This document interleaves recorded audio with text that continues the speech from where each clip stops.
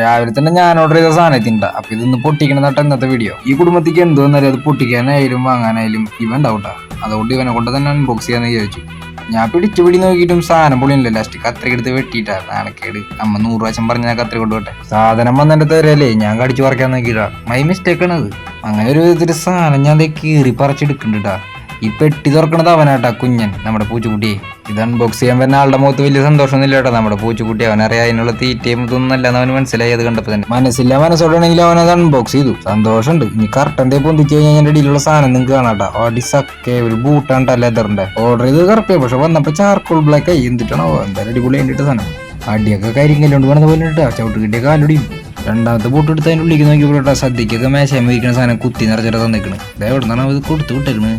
എന്തായാലും സദ്യക്ക് വെച്ച സാധനം എന്ന് പറഞ്ഞാൽ ഒന്ന് തുറന്നു നോക്കിയേക്കാം. വല്ല ഉപ്പേരിയോ ശർക്കര വരട്ടി എങ്ങനെ ബാക്കി ഇരിക്കണെങ്കിലോ. വിചാരിച്ച പോലെ ഒന്നുമില്ല. ഇനി വേഷം കെട്ട് തുടങ്ങാം.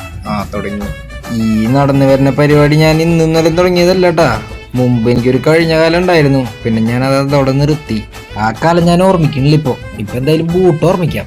ഞാനിത് മേടിച്ചതെന്ന് പറഞ്ഞു കഴിഞ്ഞാൽ മിന്ത്രയെന്നാണ് കേട്ടോ. അടിപൊളി സാധനമാണ് കേട്ടോ. എന്തായാലും റോഡ്സ്റ്ററിന്റെ ബൂട്ടാണ് ഇതിലെത്തർ. നമ്മൾ മിഡിൽ ക്ലാസ്സുകാർ എന്തെങ്കിലും സാധനം ആഗ്രഹിച്ച് അത് കയ്യിൽ കിട്ടി കഴിഞ്ഞാൽ പിന്നെ ഇട്ടാലും മതിയാവില്ല ചേട്ടാ. കുറെ നേരം ഇട്ട് അങ്ങോട്ട് നടന്നപ്പോ വീട്ടുകാരൻ തെറി കേട്ടപ്പോ ഞാൻ അവിടെ ഊരിവിക്കാൻ പോകട്ടെ. കാലുമെന്ന് ഊരാൻ എനിക്കൊരു മനസ്സൊന്നുമില്ല ചേട്ടാ. മനസ്സോടെ ഞാൻ എന്തായാലും ഊരാൻ തീരുമാനിച്ചു. പിന്നെ അമ്മ അടുക്കളയിൽ നിന്ന് ഓരോ ഡയലോഗുകൾ അടിക്കുന്നുണ്ട്. അതിൽ ഞാൻ വീഴൂട്ടാ. അമ്മയുടെ മെയിൻ ഡയലോഗ് എന്ന് പറഞ്ഞു കഴിഞ്ഞാൽ എത്ര നാളിങ്ങനെ കൊണ്ടടക്കും, കുറച്ചാൾ കഴിഞ്ഞ് കഴിഞ്ഞാൽ അവളോടെയും വലിച്ചെറിഞ്ഞ് കാണാം. ആ ഒരൊറ്റ ഡയലോഗിൽ എൻ്റെ മൂഡ് മൊത്തം പൂട്ടാ. സാധാരണ ഓർഡർ ചെയ്ത പ്രൊഡക്റ്റിന് ക്വാളിറ്റി ഇല്ലാത്ത കാരണം 2 ദിവസം കൊണ്ട് റിട്ടേൺ വിടലായിരുന്നു. ഇതിപ്പോൾ ഞാൻ വിചാരിച്ചിട്ട് ക്വാളിറ്റി എന്ന മിന്ത്രയ്ക്ക് ഒരു 5 സ്റ്റാർ റേറ്റിംഗ് കൊടുക്കണ്ട. പിന്നെ അറിയാത്ത ഇംഗ്ലീഷ് വെച്ചൊരു റിവ്യൂവും പഠിക്കുന്നുട്ടാ. അവർ ഹാപ്പി. ബൂട്ട് കിട്ടി ഞാൻ ഹാപ്പി ആണെങ്കിൽ നിങ്ങൾ സബ്സ്ക്രൈബ് ചെയ്യണം കേട്ടോ. Okay, by.